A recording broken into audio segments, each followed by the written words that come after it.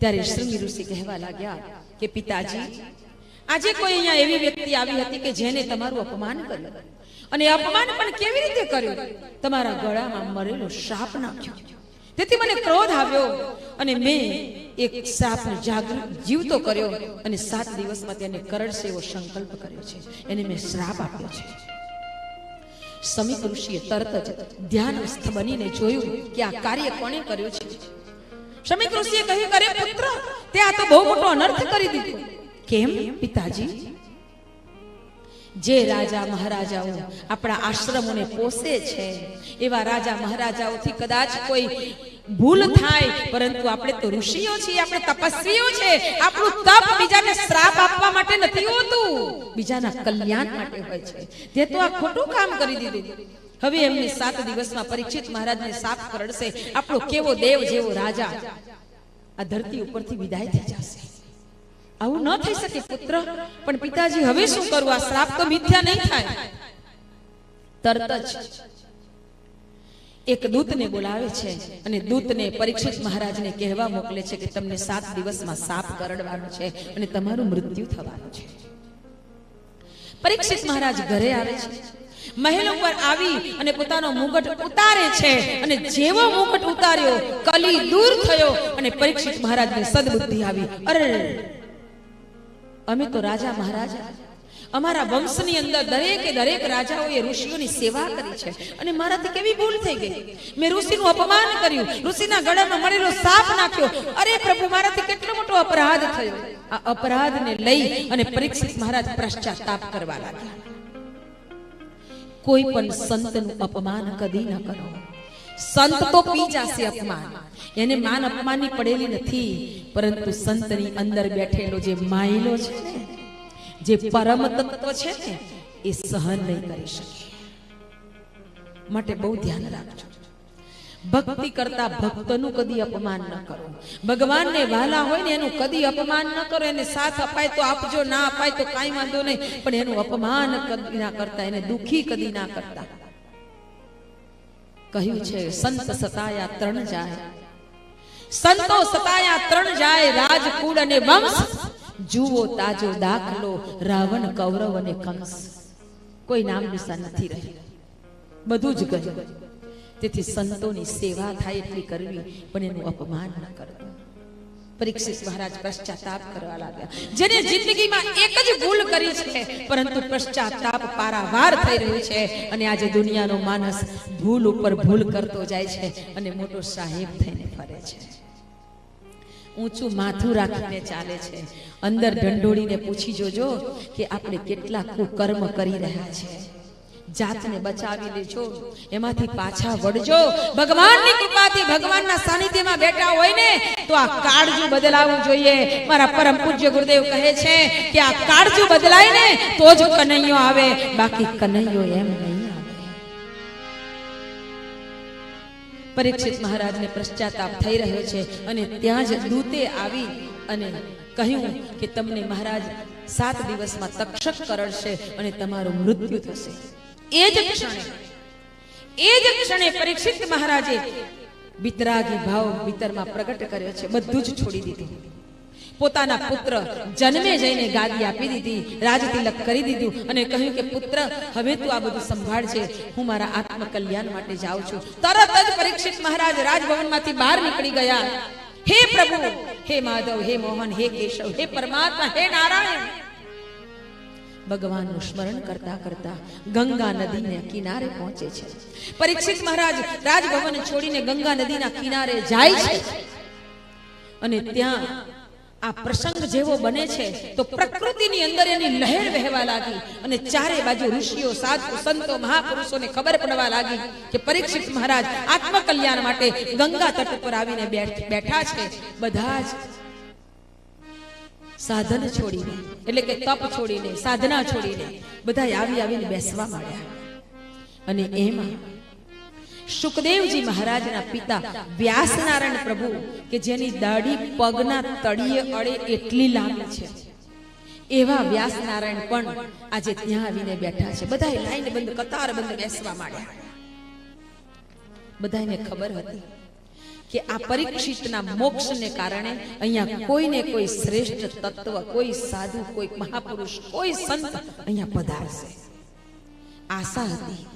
પરીક્ષિત મહારાજનું એવું વ્યક્તિત્વ હતું અને એને લઈને આજે તમામ સાધુ સંતો મહાપુરુષો આવીને બેસવા માંડ્યા.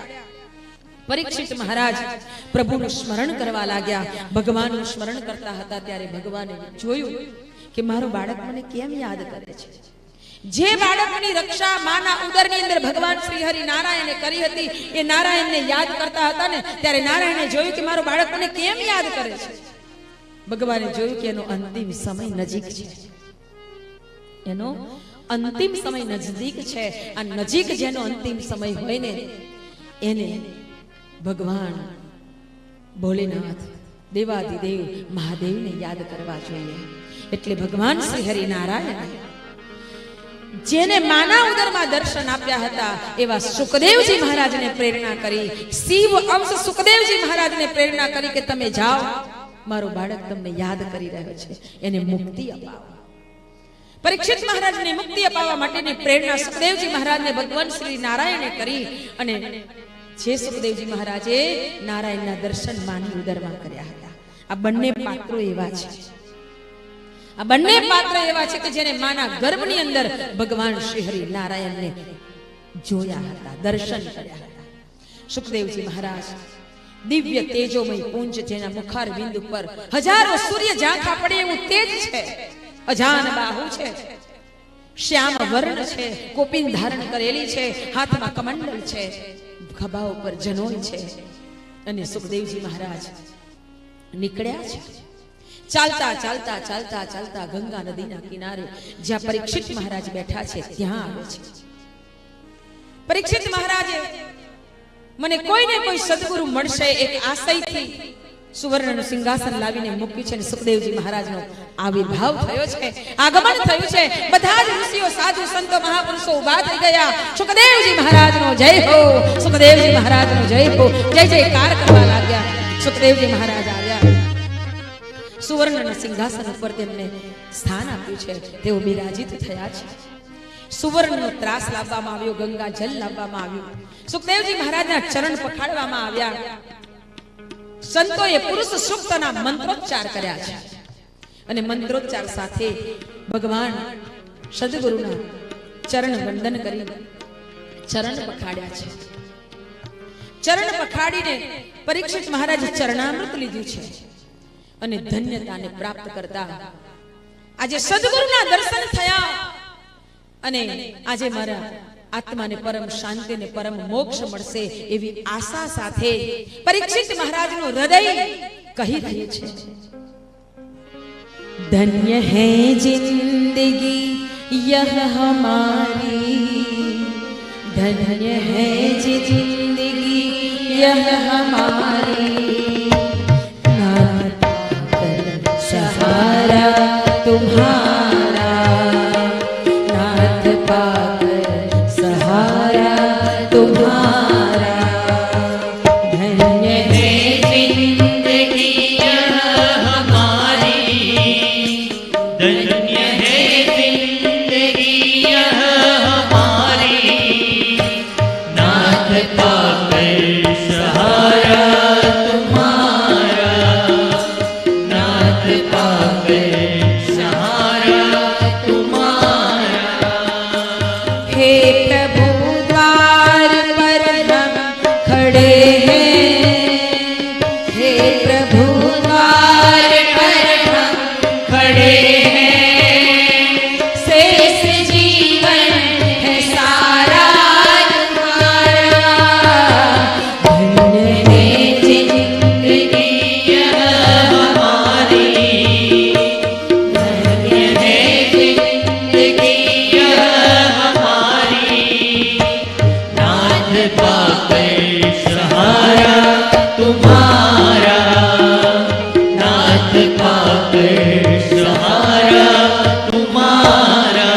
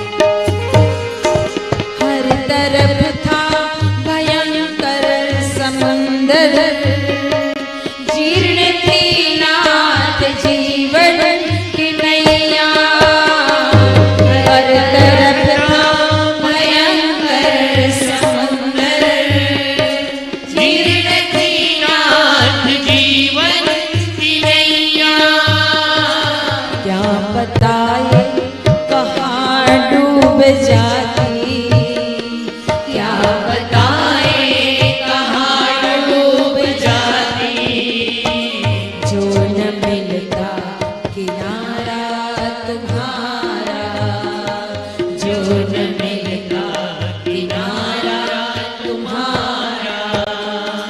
हे प्रभु द्वार पर हम खड़े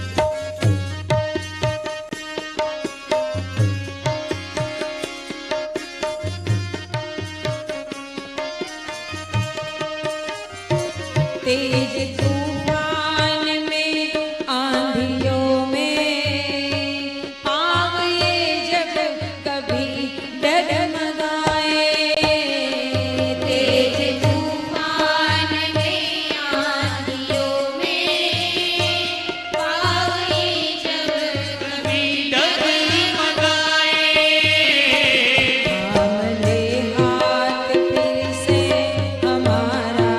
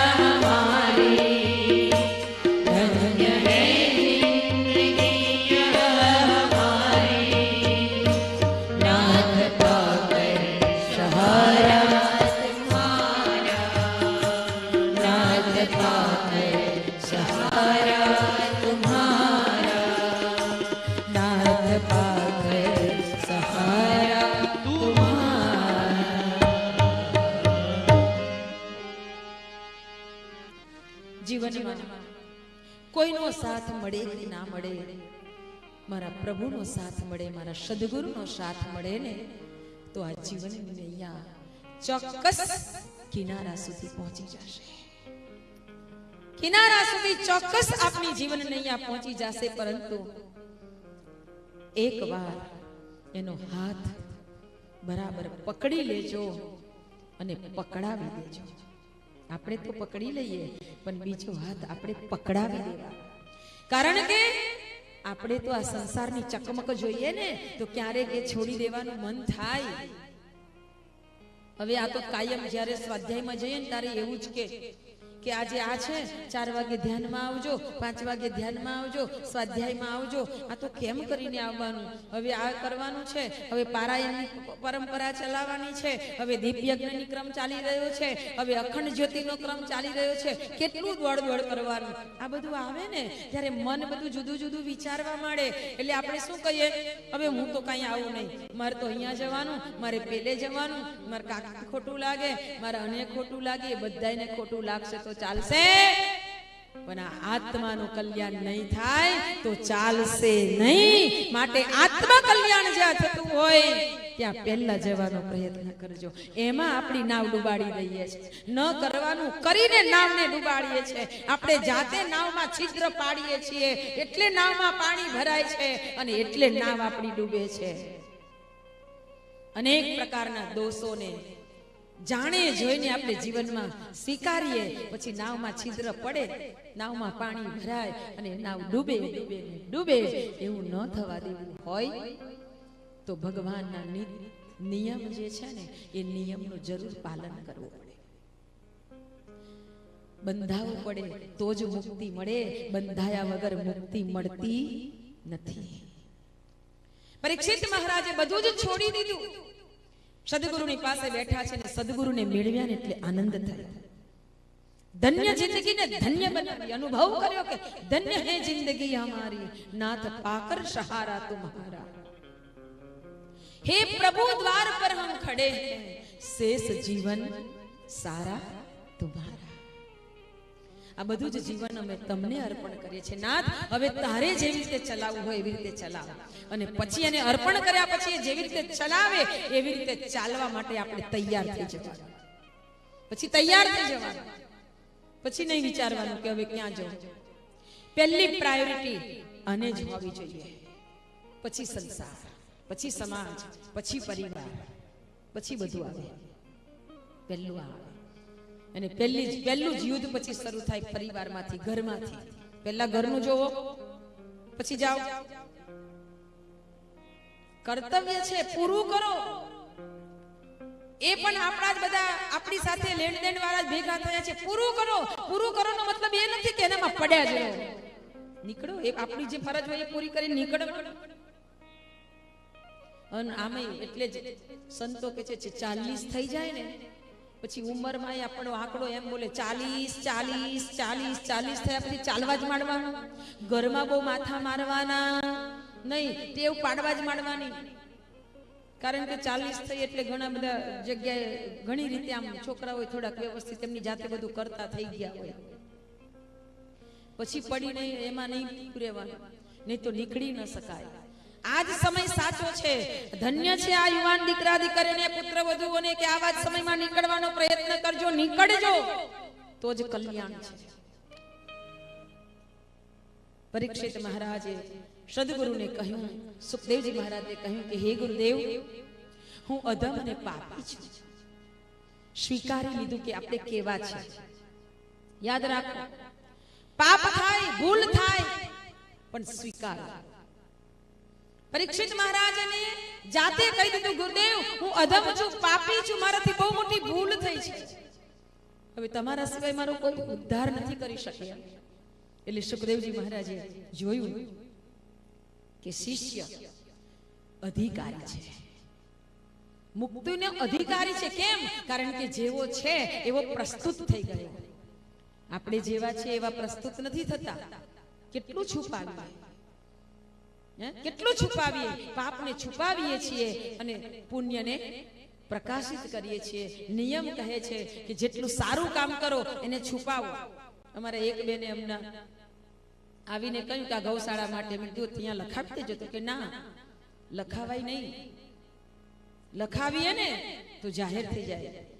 પુણ્ય હંમેશા દબાયેલું હોવું જોઈએ અને પાપ હંમેશા જાહેર થવું જોઈએ, તો એમાંથી આપણે બચી શકીએ. પરીક્ષિત મહારાજે કહી દીધું જેવો છો એવો. સુખદેવજી મહારાજ કહે છે કે ચેલો અધિકારી છે, એટલે પ્રથમ સ્કંદ એ અધિકાર લીલા છે. અધિકાર મેળવી લો ને તો આપણો ઉદ્ધાર પણ નિશ્ચિત છે. જેના માટે આપણે આ સંસારમાં આવ્યા છે, જેના માટે આપણે જન્મ લીધો છે, એ આપણી મુક્તિ નિશ્ચિત છે. પરીક્ષિત મહારાજને આ વાત સાંભળીને શુકદેવજી મહારાજ કહે છે દ્વિતીય સ્કંદમાં જ્ઞાન સાધન લીલા. હવે જ્ઞાન આપે. સદગુરુ શું આપે? જ્ઞાન આપે. અને આ જ્ઞાન એ જ મુક્તિનું સાધન છે. જ્ઞાન એ મુક્તિનું સાધન છે.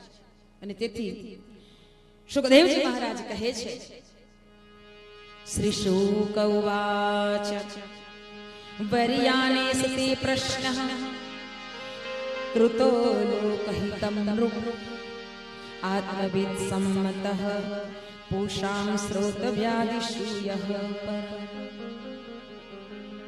શુકદેવજી મહારાજ કહે છે કે હે મહારાજ, આ ચર્ચા સોનકાદિક ઋષિઓએ પૂછેલા પ્રશ્નને લઈ અને સૂતજી મહારાજ નૈમી સારણ્યમાં કહી રહ્યા છે કે મારા ગુરુજીએ જે ઉત્તર આપ્યો ને એ હું તમને કહું છું, તમે ધ્યાનથી સાંભળો.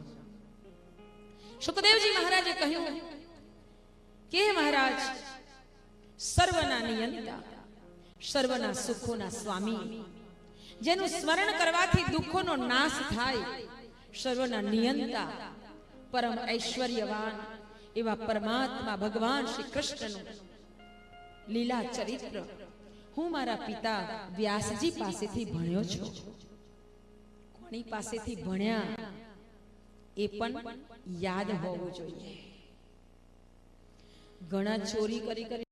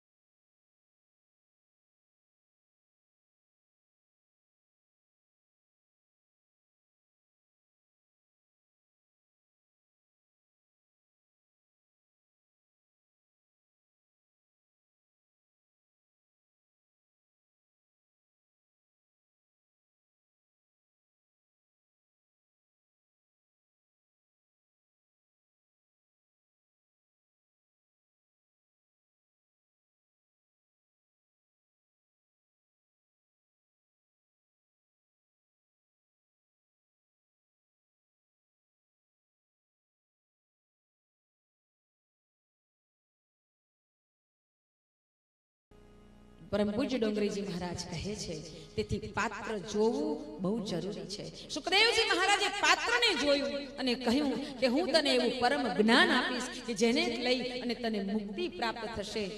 હે પુત્ર, હવે હું તને જે કહું છું તે સાંભળ. કોઈ એક સમયે ખટવાંગ રાજા દેવોને સહાય કરવા અસુરોની સામે યુદ્ધ થઈ રહ્યું હતું ત્યારે દેવોને સહાય કરતા હતા. આ દેવોને સહાય કરતા કરતા ખટવાંગ રાજા ખૂબ ઘાયલ થયા. આ ઘાયલ થયેલા ખટવાંગ રાજાને દેવોનો વિજય થયો એટલે દેવતાઓ ખટવાંગ રાજા પાસે જાય છે અને રાજાને કહે છે કે મહારાજ, તમે અમને જીતાડ્યા, તમે ખૂબ સરસ રીતે યુદ્ધ કર્યું અને અમે જીતી શક્યા. હવે તમે આટલા બધા ઘાયલ થયા છો, હવે અમે તમને કોઈ વરદાન આપવા માંગીએ છીએ. કહો તમારે શું જોઈએ? ખટવાંગ રાજા જો માગત તો એવું કહી શકત કે મને દીર્ઘ જીવન આપો, મને સારો કરી દો, મને લાંબુ આયુષ્ય આપો, એવું કહી શકતા હતા.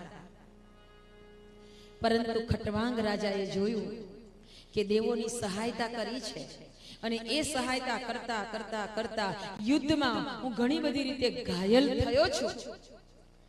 આવું જર્જરિત થયેલું શરીર લઈને જીવવું એના કરતા હવે ક્યારે મારું મૃત્યુ આવે એવો સમય નજીક છે એવી મને ખબર છે, તો પછી મારે બીજા કસાયમાં આશા ન રખાય. એટલે ખટવાંગ રાજાએ દેવતાઓને એમ કહ્યું કે તમે ખરેખર મને કાંઈ આપવા માંગતા હોય ને તો તમે મને એમ કહો કે મારું મૃત્યુ ક્યારે છે. આ બહુ સિક્રેટ વસ્તુ છે. આ બહુ સિક્રેટ વસ્તુ છે. ક્યારે કોઈ પણ ડોક્ટર આ દુનિયામાં કોઈ બાળક ક્યારે જન્મ લેશે એના જન્મવાની તારીખ આપી શકે, પણ એ ક્યારે મરશે એની કોઈ તારીખ કોઈ આપી શકે નહીં. આ સર્જન સર્જરી કરીને બાળકને પેદા કરી શકે, પણ એના મૃત્યુની તારીખ સર્જન ન આપી શકે. એ સર્જનહારના હાથમાં છે, એ ઉપરવાળો જ કરી શકે. એટલે દેવતાઓ કહેવા લાગ્યા કે આ વસ્તુ, આ વાત કોઈને કહેવાય નહીં, પણ તમે અમને બહુ સહાયતા કરી છે, એટલે હું તમને કહું છું કે તમારું મૃત્યુ અઢી ઘડી પછી છે. અઢી ઘડી પછી છે. ખટવાંગ રાજાએ કહ્યું બસ હવે તમે જાઓ, હવે તમે બધા અહીંયાથી જાઓ. ખટવાંગ રાજાએ બધાને કહ્યું કે તમે જતા રહો. અને ખટવાંગ રાજા એ અઢી ઘડીને કેમ સુધારવી? સત્સંગ કર્યો હોય તો ખબર પડે કે ભાઈ ડોક્ટરે બધા દોરડા કાઢી નાખ્યા છે, જે કાંઈ બધા મૂક્યા હતા ને બધું કાઢી નાખ્યું છે. અને જો સેન્સ હોય એટલે કે શક્તિ હોય, ખબર પડતી હોય તો એટલું જ વિચારવાનું આ બધું કાઢી નાખ્યું છે, હવે ક્યારે જવાનું છે નક્કી નથી, એટલા ટાઈમમાં ભગવાનનું સ્મરણ કરવું જોઈએ. ખટવાંગ રાજાએ ઉત્તર દિશા તરફ પોતાનું મુખ કરી દીધું છે અને મન, બુદ્ધિ, ચિત્ત, અહંકાર ચારે ચાર અંતઃકરણને એક સીધી દિશામાં, મતલબ કે એકાગ્ર થઈ અને ભગવાન શ્રી હરિનારાયણનું ધ્યાન કરવા લાગ્યા. આ ધ્યાન કરતા કરતા અઢી ઘડી ક્યારે પૂરી થઈ ખબર ન પડી અને ખટવાંગ રાજા મુક્તિને મળ્યા છે. હે મહારાજ, એવી જ રીતે આપણો પણ જ્યારે અંતિમ સમય આવે ને ત્યારે દુનિયાદારીમાં જીવનારા જીવે પણ ભગવાનનું એક ચિત્તે સ્મરણ કરવું જોઈએ. એક ચિત્તે સ્મરણ થાય તો ભગવાન મળી જાય અને ભગવાનમાં એ ઓતપ્રોત થઈ જાય, એટલે કે ભગવાનમાં જ લીન થઈ જાય. એને આવાગમન થતું નથી, એને ફરી ફરી જન્મ લેવા પડતા નથી, એને 84 ના ફેરામાં ફરવું પડતું નથી. પણ આ જીવ સાવધાન થાય તો ને, આ મન સાવધાન થાય તો ને, આ સંસારની ચકમકમાંથી આ મન પાછું વળે તો ને. આખી જિંદગી જે કર્યું હોય ને એ જ છેલ્લા સમયે પાછું યાદ આવે. સોનીની મોટી દુકાન, સોનીનો ધંધો, અને કામ કરતા કરતા કરતા દીકરા મોટા થયા, દીકરાઓને સોંપ્યું, પણ પેલું ધંધા ઉપર બેસવાની ટેવ, એટલે પાછું જઈને દુકાને બેસવાનું. સમય વીત્યો, ગળપણ આવ્યું, વૃદ્ધા અવસ્થા આવી, અશક્ત અવસ્થા આવી. સોની બહુ બીમાર પડ્યા એટલે થોડા દિવસ ગયા, હવે લાગ્યું કે આ બાપા ખાવા પીવાનું બધું બંધ કરી દીધું છે. એટલે દીકરાઓ સારા હતા, ડોક્ટરને ઘરે બોલાવી લાવ્યા, ડોક્ટર સાહેબ જરાક ચેક કરો ને, મારા બાપા કેટલાય દિવસથી ખાતા પીતા નથી. ડોક્ટરે ચેક કર્યું, ડોક્ટરે પેલું માપ્યું ને તાવ, અને ડોક્ટર બોલ્યા ઓહ 105. અને ત્યાં પેલા સોનીએ સુતા સુતા સાંભળ્યું કે 105. એટલે સોની બૂમો પાડવા માંડ્યો, વેચી નાખ, વેચી નાખ, વેચી નાખ, વેચી નાખ. ડોક્ટર ગભરાઈ ગયા કે આ શું થયું? છોકરાઓ કે ડોક્ટર સાહેબ ચિંતા ના કરશો, મારા બાપાએ આજ સુધી બહુ ધંધો કર્યો છે ને એટલે મને કહે છે વેચી નાખ, વેચી નાખ. કેમ? તો કે 10 રૂપિયા લીધું તો 105 આવતા હોય તો વેચ વેચ.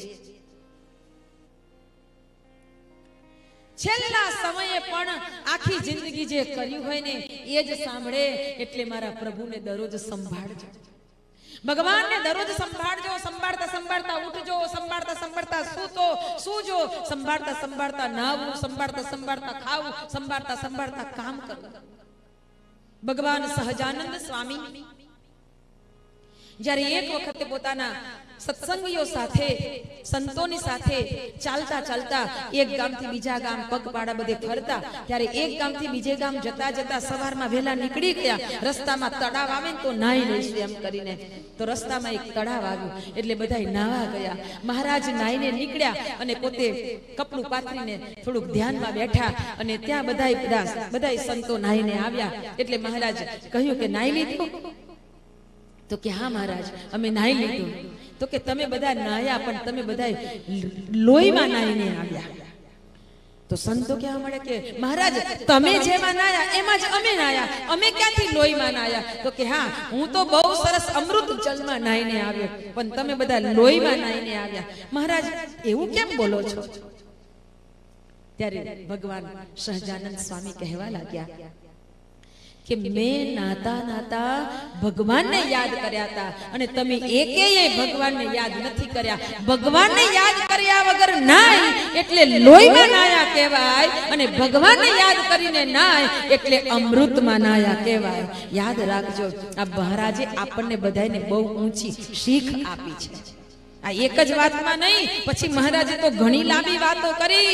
એટલે જ બહેનોને કહેવામાં આવે છે કે રસોઈ બનાવતા બનાવતા ભગવાનનું નામ લેવાનું, તો એ ભોજન પ્રસાદ બની જાય, અને એ પ્રસાદ પછી જે ખાય ને એની અંદરથી પણ એવો જ ઓળકાર આવે. દાળ હલાવો તો ઓમ ભૂર્ભુવસ્સઃ તત્સવિતુર્વરેણ્યં, રોટલી બનાવ ભર્ગો દેવસ્ય ધીમહિ ધિયો યો નઃ પ્રચોદયાત્, શીરો લાવો ભૂર્ભુવસ્સઃ તત્સવિતુર્વરેણ્યં ભર્ગો દેવસ્ય ધીમહિ ધિયો યો નઃ પ્રચોદયાત્. મહેમાન આવ્યા હોય, શીરો સરસ બનાવ્યો હોય, મંત્રગઠન કરતા કરતા એ શીરો મહેમાન ખાય એટલે શીરો ખાઈને મહેમાનને ઓળકાર આવે ને, ઓમ ભૂર્ભુવઃ, ઓયા થાય એમાંય ઓમ ભૂર્ભુવસ્સઃ વાગે. ભોજન પ્રસાદ બની જાય, માટે આવી રીતે ભોજન બનાવજો. કપડા ધોવો ને તોય ઓમ ભૂર્ભુવસ્સઃ. બેનો કે છે ગયું એ તો હવે તો મશીન, કપડા નાખતા નાખતા બોલજો. હવે ક્યાં પાયા પાડવાના? પહેલાના જમાનામાં તો મશીન નહોતા ને, એટલે ઘરમાં લડાઈ થઈ હોય ને તે દિવસ કપડા ઉજળા થઈ જાય. જે દિવસ ઘરમાં લડાઈ થાય એ દિવસ કપડા ઉજળા થઈ જાય. ધોકા ક્યાં કાઢે રોષ, એનો ગુસ્સો કાઢે ક્યાં, ધબકાવે બરાબર. ભગવાનનું સ્મરણ કરજો. પ્રત્યેક કામમાં ભગવાનનું કામને પૂજા માનીને, ભગવાનનું કામ છે એવું માનીને કરશો ને તો પ્રત્યેક કર્મ સેવા બની જશે. પ્રત્યેક કર્મ સેવા બની જશે. બસ આપણા સૌના જીવનમાં પ્રભુ પરમાત્માના પરમ અનુદાન વરદાન કૃપા પ્રાપ્ત થાય, અને આપણા બધાના જીવનમાં આવી જીવન શૈલી બની જાય તો મારો પ્રભુ કેટલો રાજી થઈ જાય. અને ભગવાન રાજી થાય ને તો આપણને કોઈ વાતની ખોટ રહે નહીં. આપણા સૌના જીવનમાં પ્રભુનો ખૂબ રાજીપો મળે એવી હૃદયની મંગલ પ્રાર્થના સાથે આજના વાણી પુષ્પને ભગવદ ચરણમાં અર્પણ કરું છું. સાથે ભગવાનના ચરણોમાં અર્પણ કરી અને 2 મિનિટ સંકીર્તન કરી અને આપણે ક્રમને આરતી તરફ લઈ જઈશું. હરિ સુંદર નંદ મુકુંદ હરિ નારાયણ હરિ ઓમ. હરિ સુંદર નંદ મુકુંદ હરિ નારાયણ હરિ ઓમ. હરિ સુંદર નંદ મુકુંદ હરિ નારાયણ હરિ ઓમ. હરિ સુંદર નંદ મુકુંદ હરિ નારાયણ હરિ ઓમ. હરિ કેશવ હરિ ગોવિંદ હરિ નારાયણ હરિ ઓમ. હરિ કેશવ હરિ ગોવિંદ હરિ નારાયણ હરિ ઓમ. હરિ કેશવ હરિ ગોવિંદ હરિ નારાયણ હરિ ઓમ. હરિ કેશવ હરિ ગોવિંદ હરિ નારાયણ હરિ ઓમ. હરિ સુંદર નંદ મુકુંદ હરિ નારાયણ હરિ ઓમ. હરિ સુંદર નંદ મુકુંદ હરિ નારાયણ હરિ ઓમ. વનમાલી મુરલીધારી ગોવર્ધન ગિરિવરધારી. વનમાલી મુરલીધારી ગોવર્ધન ગિરિવરધારી. વનમાલી મુરલીધારી ગોવર્ધન ગિરિવરધારી. વનમાલી મુરલીધારી ગોવર્ધન ગિરિવરધારી. નિત નિત કર માખન ચોરી ગોપી મનહારી. નિત નિત કર માખન ચોરી ગોપી મનહારી. આવો રે ગાઓ રે, આવો રે ગાઓ રે ભૂલ કે ન્યારે. આવો રે ગાઓ રે ગોકુલ